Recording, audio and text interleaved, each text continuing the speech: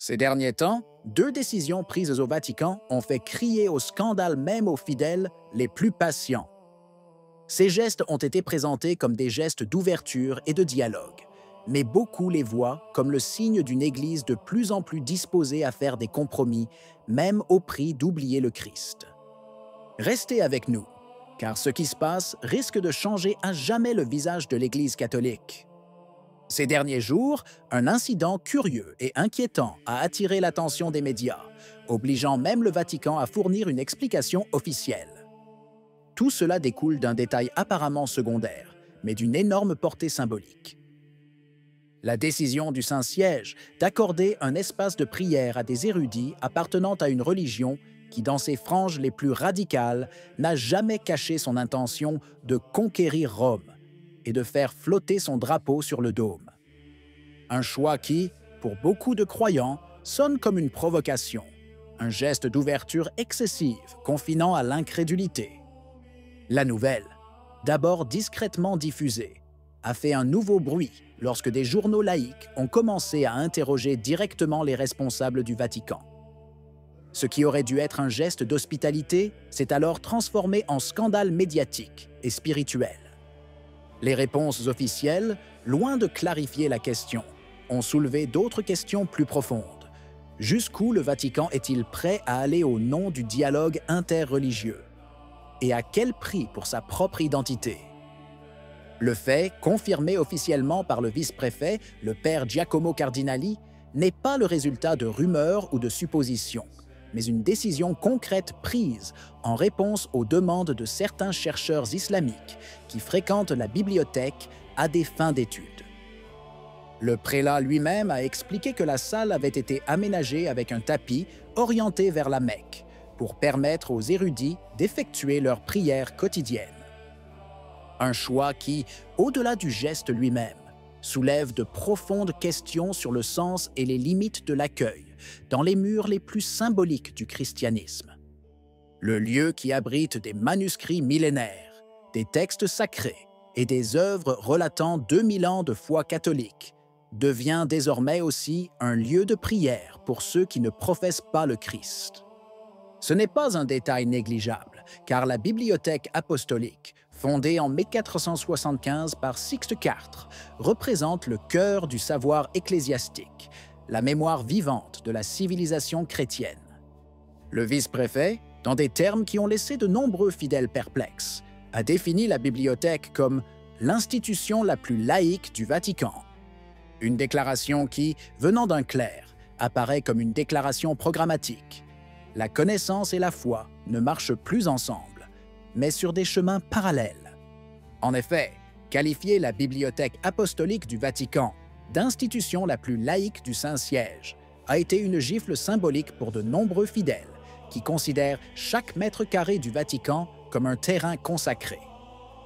Le prêtre a voulu souligner le caractère humaniste de la bibliothèque, presque comme pour justifier l'idée que la prière peut y être faite par tous et pour tous, quelle que soit leur croyance. Mais cette affirmation a suscité une vague de perplexité. Peut-on réellement parler de neutralité religieuse au sein même de l'Église de Pierre? Ce geste, selon plusieurs analystes, n'est pas anodin. Il s'inscrit parfaitement dans le nouveau pontificat de Léon XIV, héritier direct de l'esprit du pape François, qui a fait de l'œcuménisme universel le fer de lance de son œuvre. Léon lui-même a déclaré à plusieurs reprises qu'il voulait continuer la mission de son prédécesseur, et les actions des derniers mois semblent le confirmer. L'ouverture à la prière non chrétienne au cœur du Vatican apparaît ainsi comme un signe cohérent avec un projet plus large, transformer Rome en un lieu de rencontre des différentes confessions, plutôt qu'un bastion du catholicisme.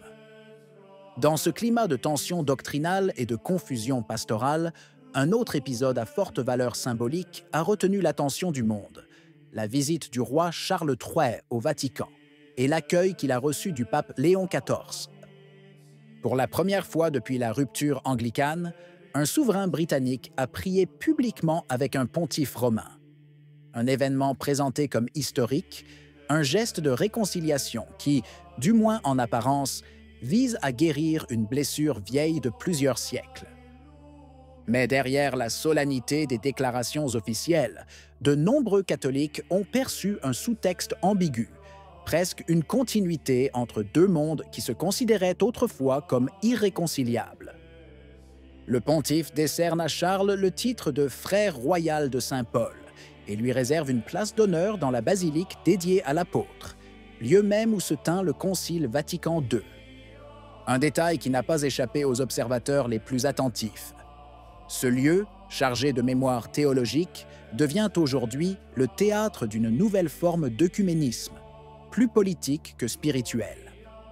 Comme l'ont noté plusieurs commentateurs, dont le prêtre anglican Calvin Robinson, le geste prend le ton d'une reconnaissance mutuelle, presque d'un acte d'équivalence entre l'Église fondée par le Christ et celle née du rejet de Rome sous Henri VIII. On se demande alors où se situe la frontière entre dialogue et renoncement.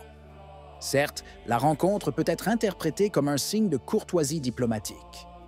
Mais dès qu'un roi non catholique reçoit les honneurs liturgiques dans une basilique papale, le message envoyé est tout sauf neutre.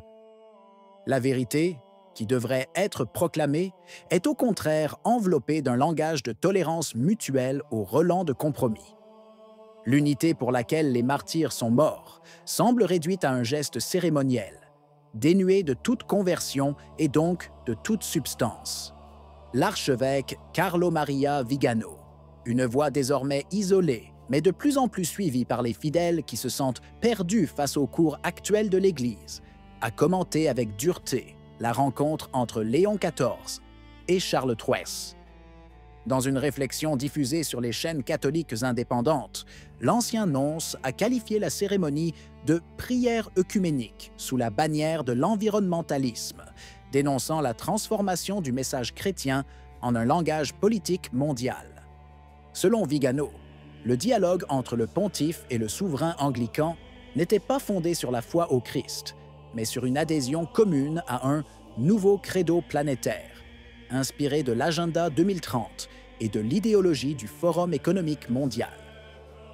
Des mots qui, bien que durs, frappent par leur clarté. L'archevêque parle d'une « nouvelle religion verte » qui remplacerait le salut éternel par la protection de la planète, une écologie élevée au rang de dogme et un christianisme réduit à la morale civile. Pour Vigano, le geste de Léon XIV ne serait pas un simple acte de courtoisie, mais un signe de continuité avec l'œcuménisme conciliaire initié par le Concile Vatican II. Un projet qui, dans sa tentative d'unir les religions, finit par dissoudre la vérité catholique dans un sentiment générique de fraternité universelle. Le prélat a rappelé avec amertume que si une place d'honneur est offerte au chef de l'Église fondé par Henri VIII, l'homme qui a exécuté saint Thomas More et saint John Fisher, le sacrifice des martyrs catholiques est minimisé afin de ne pas offenser les sensibilités modernes.